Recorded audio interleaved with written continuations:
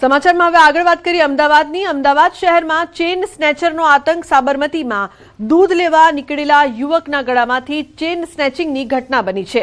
સાબરમતી સ્મૃતિ મંદિર પાસેનો આ બનાવ છે। સમગ્ર ઘટના સીસીટીવીમાં કેદ થઈ છે। તો બાઇક પર આવેલા બે શખ્સો ચેન સ્નેચિંગ કરીને ફરાર થયા છે। સાબરમતી પોલીસે ફરિયાદ નોંધીને તપાસ શરૂ કરી છે। તો રાહદારી યુવકના ગળામાંથી ચેન સ્નેચિંગની ઘટના સાબરમતી વિસ્તારમાં દૂધ લેવા નીકળેલા યુવકને નિશાન બનાવ્યો। પોલીસને પડકાર ફેંકતા આ દ્રશ્યો સીસીટીવીમાં કેદ થયા છે। બાઇક પર આવેલા બે શખ્સો સીસીટીવીમાં કેદ થયા છે। સીસીટીવી ફૂટેજના આધારે પોલીસ દ્વારા વધુ તપાસ છે તે હાથ ધરવામાં આવશે। પરંતુ અમદાવાદમાં પણ ગુનાખોરી જે પ્રકારથી વધી રહી છે, અસામાજિક તત્વોનો આતંક છે તે વધી રહ્યો છે। આ સમગ્ર ઘટના છે તે સીસીટીવીમાં કેદ થઈ છે। ઋત્વિજ જોડાયા છે વધુ માહિતી આપવા માટે। ઋત્વિજ, શું વધુ વિગત સમગ્ર મામલે? જી, વાત કરીએ તો છેલ્લા કેટલાય સમયથી અમદાવાદ શહેરની અંદર આ પ્રકારના બનાવ વધી રહ્યા હોય તેવું લાગી રહ્યું છે। અને જે બનાવ બન્યો છે તે સાબરમતી વિસ્તારમાં આવેલ જે સ્મૃતિ મંદિર છે ત્યાંનો આ બનાવ છે કે જે ફરિયાદી છે તે પોતે દૂધ લઈને પરત આવી રહ્યા હતા। તે દરમિયાન એક બાઇક ઉપર બે શખ્સો આવ્યા હતા અને તેમના દ્વારા આ ચેન સ્નેચિંગ કરીને ફરાર થઈ ગયા છે। સમગ્ર ઘટના છે તેના સીસીટીવી ફૂટેજ પણ વાયરલ થયા છે અને આ બાબતની જાણ જ્યારે પોલીસને કરવામાં આવી છે ત્યારે સાબરમતી પોલીસ દ્વારા ફરિયાદ દાખલ કરીને વધુ કાર્યવાહી શરૂ કરવામાં આવી છે। જી બિલકુલ ઋત્વિજ, આભાર। સમગ્ર તમે આપ જોડાયેલા રહેશો, આપની પાસેથી વધુ વિગતો પણ લઈશું। તો સમગ્ર ઘટના છે તે સીસીટીવીમાં કેદ થઈ છે। બીજી તરફ અમદાવાદમાં 34 વર્ષ પહેલા થયેલી હત્યા મામલે ઘટસ્ફોટ થયો છે। વટવામાં થયેલી હત્યામાં મહત્વના સમાચાર। મૃતક યુવતી અને પરિવારજનોના ડીએનએ મેચ થયા છે। માનવ અવશેષોનો ડીએનએ ટેસ્ટનો રિપોર્ટ પોઝિટિવ આવ્યો છે। તો ક્રાઇમ બ્રાન્ચે સમગ્ર મામલે ફરિયાદ લેવાની કાર્યવાહી શરૂ કરી છે। આરોપી શમશુદ્દીન અને તેના ભાઈની ધરપકડ કરવામાં આવી છે। વર્ષ 1992માં થયેલી હત્યાના કેસમાં આરોપી સુધી પહોંચી છે પોલીસ। હવે આ સમગ્ર મામલે વધુ તપાસ કરવામાં આવશે। મૃતક યુવતી અને પરિવારજનોના ડીએનએ મેચ થઈ ગયા। ઋત્વિજ વધુ વિગત આપશે। ઋત્વિજ, આ સમગ્ર ઘટના ચકચાર મચાવનારી હતી, શું અપડેટ છે આપની પાસે? ડીએનએ પણ મેચ થઈ ગયા। રૂમના વાત કરીએ તો અમદાવાદ ક્રાઇમ બ્રાન્ચ માટે એક સૌથી મોટી સફળતા કહી શકાય, કારણ કે 34 વર્ષ અગાઉનો આ જે હત્યા કેસ હતો તે ઉકેલવામાં ક્રાઇમ બ્રાન્ચ સફળ થઈ છે।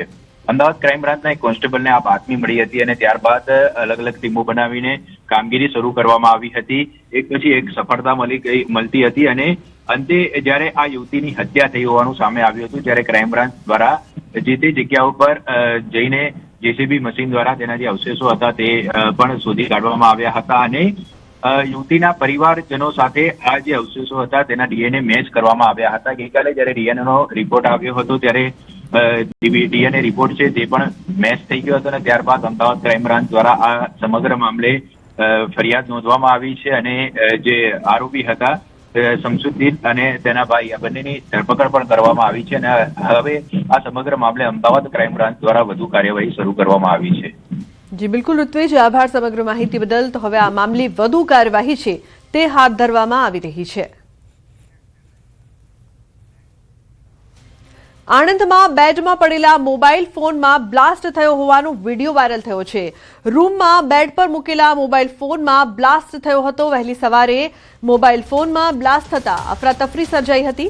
સદભાગ્યે કોઈ જાનહાનિ કે ઇજાના સમાચાર નથી। મોબાઈલમાં બ્લાસ્ટ થતા પલંગની ચાદરમાં આગ લાગી ગઈ હતી। ન્યૂઝ 18 ગુજરાતી આ વિડીયોની પુષ્ટિ નથી કરતું। તો આણંદની આ સમગ્ર ઘટના, મોબાઈલમાં બ્લાસ્ટ થયાનો વિડીયો છે તે વાયરલ થઈ રહ્યો છે। અચાનક મોબાઈલમાં વિસ્ફોટ થયો હતો। જનક જોડાયા છે વધુ માહિતી આપવા માટે। જનક, શું વધુ વિગત સમગ્ર મામલે? આણંદ શહેરમાં એક વિડીયો વાયરલ થયો છે કે મોબાઈલ ચાર્જિંગમાં મૂક્યો હતો અને બ્લાસ્ટ થયો છે। જોકે ચોક્કસ ન્યૂઝ 18 ગુજરાતી આ વિડીયોની પુષ્ટિ નથી કરતું, કારણ કે સામાન્ય રીતે જ્યારે આગની કોઈ પણ પ્રકારની આગ હોય, ઇલેક્ટ્રિસિટીથી ફાયર હોય તો કે આ પ્રકારના કોઈ બી બ્લાસ્ટ હોય કે રેગ્યુલર બીજા કોઈ પણ સંજોગોમાં આગ લાગતી હોય ત્યારે આપણે ફાયર બ્રિગેડની પ્રતિક્રિયા જાણતા હોય છે। આણંદ ફાયર બ્રિગેડ વિભાગે આ કોઈ પ્રકારની ઘટના બની હોવાની પુષ્ટિ કરતું નથી, એટલે ચોક્કસ આપણે આ વિડીયોની પુષ્ટિ નથી કરતા।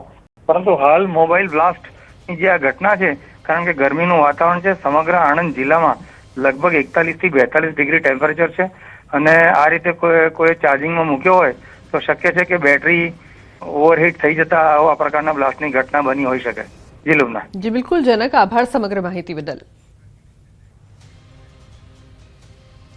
સુરતના કતારગામ વિસ્તારમાં જાહેરમાં મારામારીનો એક વિડીયો વાયરલ થયો છે. અંગત અદાવતમાં થયેલી આ મારામારીમાં 7 ફેટ મારીને યુવકને અધમો કરી નાખ્યો. કતારગામ લલિતા ચોકડી પાસે મારામારીની આ ઘટના બની છે. માર મારનાર અન્ય લોકોને પણ ધમકી આપતા જોવા મળ્યો.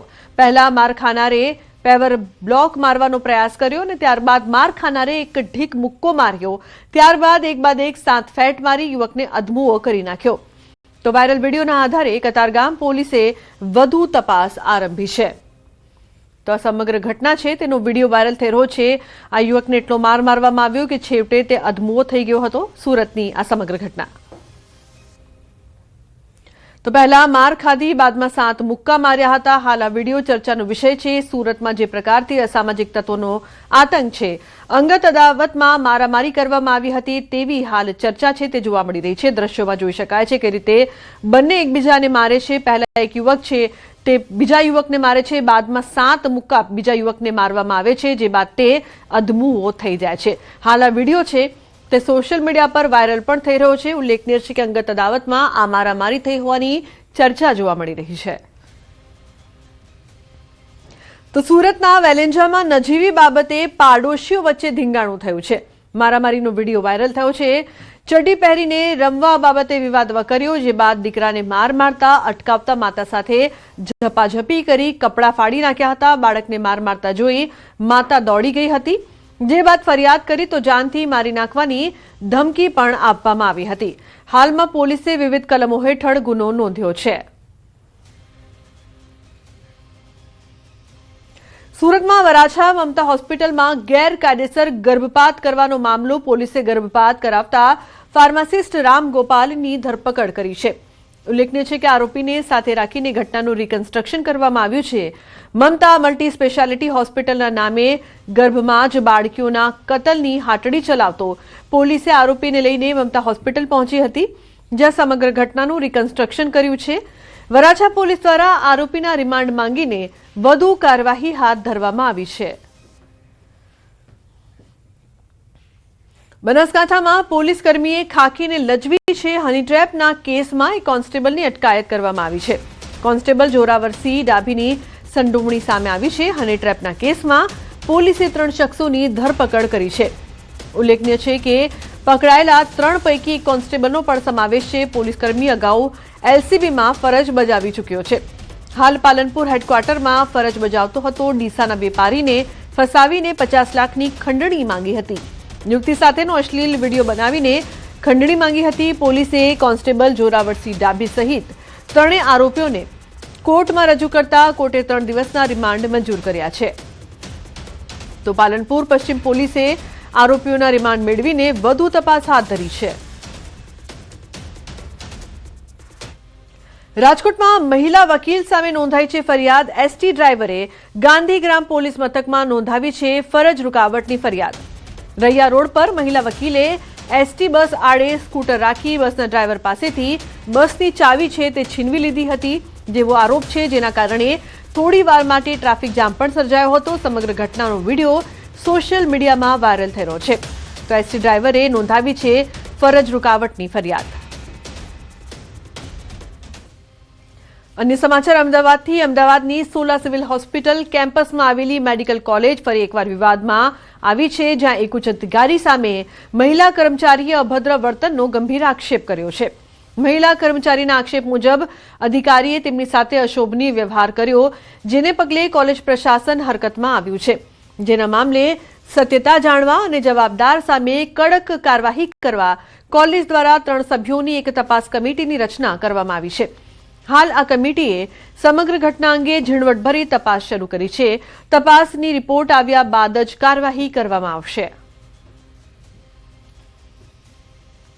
સોલા મેડિકલ કોલેજના કોઈ અધિકારી સામે અભદ્ર વર્તનની ફરિયાદ થયેલી છે. આ અંગે સીઈઓ કચેરી દ્વારા અમને જાણ કરવામાં આવેલી છે. તો આ અંગે હાલ તપાસ કમિટી 3 સભ્યોની નિમણૂક કરવામાં આવેલી છે અને આ તપાસ કમિટી હાલ વિવિધ કર્મચારીઓની પૂછપરછ કરી રહી છે. આ વિષય હાલ તપાસ હેઠળ છે અને તપાસ કમિટી દ્વારા જે પણ રિપોર્ટ તૈયાર થશે તે રિપોર્ટ તુરંત જ સીઈઓ કચેરીશ્રીમાં સબમિટ કરવામાં આવશે. સમાચારનો પ્રવાહ યથાવત રહેશે. હાલ રોકાઈશું એક બ્રેક માટે. આપ જોતા રહો ન્યૂઝ 18 ગુજરાતી.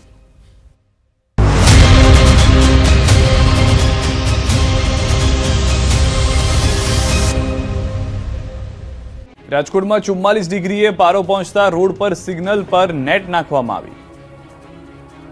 ગુજરાતનું સૌથી હોટ શહેર બનેલા રાજકોટમાં તાપમાનનો પારો 44 ડિગ્રી સુધી પહોંચી ગયો, જેના કારણે રાજકોટના લોકો ત્રાહિમામ પોકારી ઉઠ્યા. બપોર પડતા જ રાજકોટના રસ્તાઓ સુમસામ ભાસવા લાગે છે, ત્યારે સિગ્નલ પર લોકોને ગરમીથી રાહત મળે તે માટે ગ્રીન નેટ લગાવવામાં આવી છે. શહેરના ત્રિકોણબાગ, ભાવનગર રોડ, આજી ડેમ ચોકડી સહિતના વિસ્તારમાં અન્ય વિસ્તારોની સરખામણીએ વધુ ગરમી નોંધાતી હોવાથી મનપા દ્વારા ત્રિકોણબાગ ખાતે ગ્રીન નેટ લગાવવામાં આવી, તેમજ સ્પ્રિંકલર દ્વારા પાણીનો છંટકાવ શરૂ કરવામાં આવ્યો. શહેરવાસીઓએ મનપાની આ કામગીરીને વખાણી. ખાસ કરીને સિનિયર સિટીઝનોનું કહેવું છે કે આ પ્રકારની વ્યવસ્થા ગરમીમાં રાહતરૂપ સાબિત થઈ શકે છે. ડાકોર મંદિરમાં હવે મનોરથ કરવા મોંઘા પડશે, તમામના ભાવમાં તૂતિંગ વધારો. ડાકોરના રણછોડરાયની ભક્તિ હવે ભક્તોને મોંઘી પડશે, કેમ કે ડાકોર ટેમ્પલ કમિટી ભક્તો દ્વારા કરવામાં આવતા તમામ મનોરથના લાગમાં ધરખમ વધારો કરાયો છે. ડાકોર મંદિરના સોનાના શિખર ઉપર ધજા ચડાવવા પહેલા ભક્તોને 610 રૂપિયા ખર્ચવા પડતા હતા, પરંતુ હવે ખર્ચવા પડશે 2500 રૂપિયા. એ જ શિખર ઉપર 52 ગજની ધજા ચડાવતા ભક્તને પહેલા 2500 આપવા પડતા હતા, હવે ખર્ચવા પડશે 11000 રૂપિયા. તો બાધા માનતાના રાજભોગમાં ભક્તોને પહેલા ભરવા પડતા હતા 3900 રૂપિયા, હવે ભરવા પડશે 9345 રૂપિયા. તો ભક્ત દ્વારા કરાવાતા કુંજ મનોરથમાં પહેલા ભક્તોને ભરવા પડતા હતા 5100 રૂપિયા અને હવે ભરવા પડશે 11000 રૂપિયા. તો પહેલા ભક્તો જો તુલસી વિવાહ કરાવવા હોય તો ભરવા પડતા હતા 25000 અને હવે ભરવા પડશે 51000. વડોદરાના અટલ બ્રિજ પર કાર બેકાબુ બની બીજી કાર સાથે અથડાઈ તો વલસાડમાં રિવર્સમાં આવ્યું મોત. બ્રિજ પર પૂરપાટ દોડતી કાર ચાલકે અચાનક સ્ટીયરિંગ પરથી કાબુ ગુમાવ્યો અને પહેલા બ્રિજની દિવાલ સાથે ટકરાઈ અને પછી અન્ય કારને ટક્કર મારી ઊંધી વળી ગઈ. દ્રશ્યો વડોદરાના છે, જેના સૌથી વ્યસ્ત અને જાણીતા અટલ બ્રિજ પરથી રૂવાડા ઉભા કરી દે તેવા દ્રશ્યો સામે આવ્યા છે. ગેંડા સર્કલથી ગોત્રી તરફના માર્ગ પર ટ્રાફિક રાબેતા મુજબ ચાલી રહ્યો છે, ત્યારે અચાનક એક કાર ચાલક સ્ટીયરિંગ પરથી પોતાનો કાબુ ગુમાવે છે. માથેલા સાંજની માફક આવતી કાર બેકાબુ બની પહેલા બ્રિજની દિવાલ સાથે ધડાકાભેર અથડાઈ છે. ટક્કર એટલી જોરદાર હતી કે કાર ત્યાંથી ઉછળીને બાજુમાંથી પસાર થતી બીજી કારને અડફેટે લે છે અને રોડની વચ્ચોવચ્ચ ભયાનક રીતે પલટી ખાઈ જાય છે. આ જોરદાર ટક્કર અને કારને રોડ પર ગોતા ખાતી જોઈને પાછળ આવતા અને આસપાસના વાહન ચાલકોમાં ભારે ફફડાટ વ્યાપી ગયો હતો. બ્રિજ પર થોડીવાર માટે અફરાતફરીનો માહોલ સર્જાયો હતો. કારની હાલત અને અકસ્માતની ભયાનકતા જોતા કોઈ મોટી હોનારત સર્જાય હોવાની ભીતિ હતી, પરંતુ સદનસીબે આ ગમખ્વાર અકસ્માતમાં એક મોટી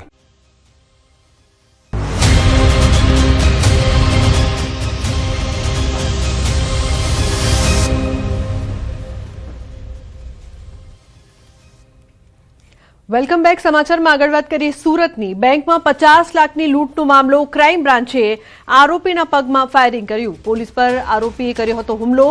ગુનાની જગ્યા પર આરોપીને તપાસ માટે લઈ જવાયો હતો. હાલ ઇજાગ્રસ્ત આરોપીને સુરત નવી સિવિલ ખસેડાયો છે. આરોપીઓએ લૂંટ કર્યા બાદ ગાડી અને હથિયારો ફુરસત સંતાડ્યા હતા. લૂંટમાં વપરાયેલા હથિયાર વડે હુમલો કરતા પોલીસે ફાયરિંગ કર્યું છે. आरोपी ने जયારે हॉस्पिटल लवायो ત્યારે તેને માફી માંગી. કહેતો હતો કે ગલતી हो गई है, दोबारा सूरत नहीं आऊंगा, अब कभी आऊंगा, गलती से गयाનું રટણ હોસ્પિટલમાં સારવાર દરમિયાન આ વ્યક્તિએ ચાલુ રાખ્યો હતો. તો ક્રાઇમ બ્રાન્ચે આરોપીના પગમાં ફાયરિંગ કર્યું. પોલીસ પર આરોપી દ્વારા હુમલો કરવામાં આવ્યો.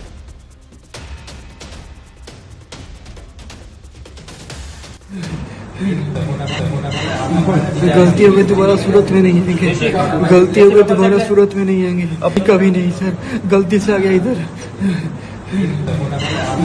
गलती हो गई दोबारा सूरत में नहीं आएंगे, गलती हो गई दोबारा सूरत में नहीं आएंगे, अभी कभी नहीं सर, गलती से आ गया इधर, गलती हो गई दोबारा सूरत में नहीं आएंगे, गलती हो गई दोबारा सूरत में नहीं आएंगे, अभी कभी नहीं सर, गलती से आ गया इधर. શું નારી સુરક્ષા ગૃહમાં ધર્માંતરણ માટે દબાણ થાય છે? શું ત્યાં કાઉન્સેલિંગ માટે આવતી યુવતીઓનું બ્રેન વોશ થાય છે? આ સવાલ એટલા માટે થાય છે કેમ કે ખેડા જિલ્લાના નડિયાદ સ્થિત સખી વન સ્ટોપ સેન્ટર વિવાદના વમળમાં ફસાયું છે, જ્યાં એક યુવતીના પિતાએ આરોપ લગાવ્યો છે કે કાઉન્સેલિંગના નામે તેની પુત્રી પર ધર્માંતરણ માટે માનસિક દબાણ કરવામાં આવતું હોવાનો આરોપ છે. પરિવારના જણાવ્યા મુજબ અમદાવાદમાં નોકરી કરતી યુવતીનો એક ખ્રિસ્તી યુવક સાથે પ્રેમ સંબંધ હતો અને લગ્નના નિર્ણય પર પરિવાર દ્વારા વિરોધ થતા યુવતી 181 અભિયમ હેલ્પલાઇનનો સંપર્ક કર્યો. ત્યારબાદ તેને નડિયાદના સખી વન સ્ટોપ સેન્ટરમાં રાખવામાં આવી હતી. પરિવારના વકીલે નારી સેન્ટર પર કાઉન્સેલિંગની આડમાં માનસિક દબાણ અને ધર્માંતરના આક્ષેપો કરતા સ્થાનિક સ્તરે ચકચાર મચી જવા પામી છે. જો કે સેન્ટર તરફથી તમામ આક્ષેપોને નકારી દેવામાં આવ્યા છે. મહિલા અને બાળ અધિકારીએ જણાવ્યું છે કે કાયદાકીય રીતે યુવતીની પોતાની ઈચ્છાના આધારે આગળની કાર્યવાહી થશે. પરિવાર યુવતીને ઘરે લઈ જવા પહોંચ્યો હતો, પરંતુ યુવતીએ પરિવાર સાથે જવાની ના પાડી હોવાનું સામે આવ્યું છે. અહીંયા આ એનો બાપ અને સમાજના આગેવાનો છેલ્લા 2 કલાકથી અહીંયા બેઠેલા છે, પરંતુ આ સખી શોપ સેન્ટરની અંદર જાણે ધર્માંતરણનો અડ્ડો ચાલે છે એ પ્રકારે દીકરીઓને હિન્દુમાંથી ખ્રિસ્તી અથવા હિન્દુમાંથી મુસ્લિમ બનાવવા માટેનું અહીંયા જબરદસ્ત ષડયંત્ર ચાલે છે. અમારી આ દીકરી જો આ સખી સેન્ટરમાંથી એ ખ્રિસ્તી જોડે જશે તો એનો મતલબ એમ છે કે આ સેન્ટરમાંથી જ તેને પૂરેપૂરી પ્રોત્સાહન અને પ્રેરણા આપવામાં આવેલી છે. આગળ માનનીય શ્રી મુખ્ય દંડકશ્રી ને વિનંતી કરું છું, આગળ ભૂપેન્દ્ર સાહેબ સુધી હું જવા તૈયાર છું, પણ ગમે તેમ કરીને મારી દીકરીને બચાવો. આ બધાએ ભેગા થઈ અને મારી દીકરી વિરુદ્ધ ષડયંત્ર કરીને એનું બ્રેન વોશ કરી નાખ્યું છે.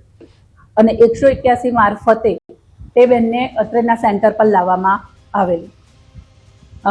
બેન હાલ સેન્ટર પર જ છે, તેમના કાઉન્સિલિંગની પ્રક્રિયા હાલ ચાલુ જ છે અને બેનની ઈચ્છા મુજબ બેન એમના પિતા સાથે જવા માંગતા હશે તો તેમને પિતાને સુપ્રત કરવામાં આવશે અને જો બેન જવા નહીં માંગતા હોય તો તેમને આગળની અમારી જે લાંબા ગાળાના આશ્રય માટે નારી સંરક્ષણ ગૃહમાં તબદીલ કરવામાં આવશે.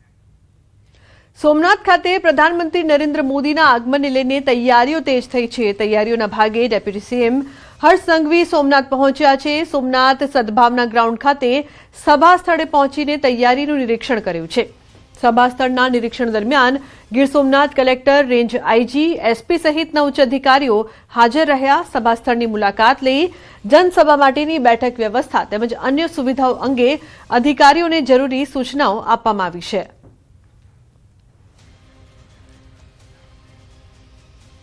ઉનાળામાં વેકેશન માટે રાજ્યના પાડોશમાં આવેલો સંઘ પ્રદેશ દમણનો દરિયો અત્યારે પર્યટકો માટે હોટ ફેવરિટ બન્યો છે.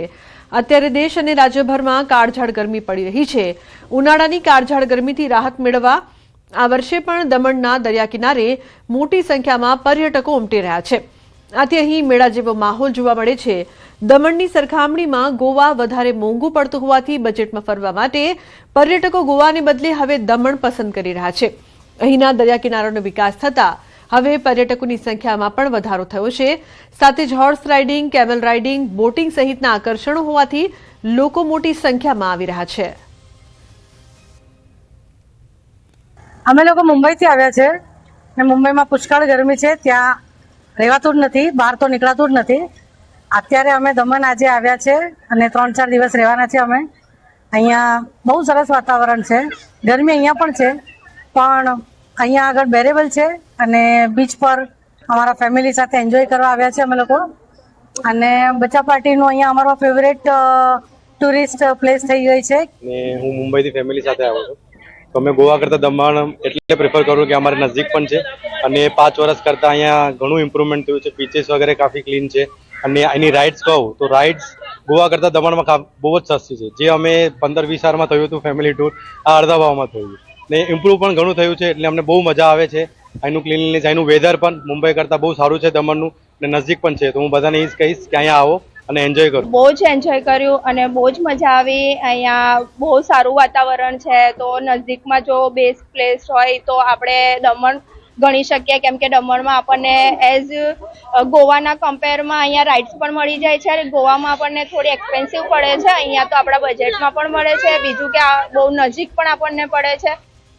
ગુજરાત માટે દમણ મિની ગોવા બની ગયું છે. ઉનાળા માટે દમણ હોટ ફેવરિટ ડેસ્ટિનેશન બન્યું છે. લોકો અહીં આવવાનું પ્રેફર કરી રહ્યા છે. દમણનો દેવકા બીચ ખૂબ જ લોકપ્રિય હોવાની સાથે 5 વર્ષમાં આ પર્યટન સ્થળમાં વિકાસ પણ થયો છે. અને સમાચાર સુરતથી. આરોગ્ય મંત્રી કરશે તમામ સરકારી હોસ્પિટલોનું નિરીક્ષણ. પ્રફુલ્લ પાનસેરિયાએ નવી સિવિલ હોસ્પિટલની સરપ્રાઇઝ મુલાકાત લીધી. રાજ્યની તમામ હોસ્પિટલોની સ્થિતિ જાણવા ગ્રાઉન્ડ પર દર્દીઓને તમામ સવલત મળી રહે તે માટેની માઇક્રો કામગીરી કરવામાં આવી રહી છે. આરોગ્ય મંત્રી સુરત સિવિલ હોસ્પિટલે અચાનક સરપ્રાઇઝ વિઝિટ પર પહોંચ્યા છે, કારણ કે સુરતના છે પ્રફુલભાઈ આપણી સાથે. પ્રફુલભાઈ, એકદમ સરપ્રાઇઝ વિઝિટ. ના, મારો સરપ્રાઇઝ તો ન કહેવાય, પણ મારો વિભાગ છે આરોગ્ય વિભાગ, અને અહીંયા રૂબરૂ આવીએ તો ખ્યાલ આવે કે દર્દીઓને શું તકલીફ છે, કેવા પ્રોબ્લેમ છે, અમારા કર્મચારીઓનો શું પ્રશ્ન છે, એમની પણ વાત વગેરે જાણીને કંઈક નવું અમલીકરણ કરવું હોય તો મેં જોયું હોય તો મને ખ્યાલ હોય તો અવારનવાર પહેલાં સિવિલમાં આવતા જ અમે સેવા માટે, પરંતુ હાલ કરંટ પ્રફુલભાઈ સેવા માટે આવતા અને આરોગ્ય મંત્રી અને એમાં બી સુરતના ધારાસભ્ય તરીકે પોતાના હોમ ટાઉનની હોસ્પિટલ પહોંચવાનું અહીંયા આવ્યા છો, શું સમસ્યાઓ જોઈ ખરેખર? બિલકુલ હજી હું રાઉન્ડ મારી રહ્યો છું, જોઈશ જે સમસ્યા હશે, જે પ્રશ્ન છે એ બધું જ અત્યારે જે આપી રહ્યા છે સારું આપી રહ્યા, પણ એનાથી પણ સારું બેસ્ટ માઇક્રો લેવલની જ આપણે સુધારો કરીએ તો ઘણું સારું આપી શકીએ. એ હેતુ છે હું આજે અહીંયા આવ્યો છું અને બધા જ આજે હું અહીંયા છું જ ઘણા સમય સુધી બધા ડૉક્ટર્સ સાથે મેનેજમેન્ટ સાથે વાતચીત કરીને હજી છે એનાથી કેટલું સારું આપણે કરી શકીએ એ બાબત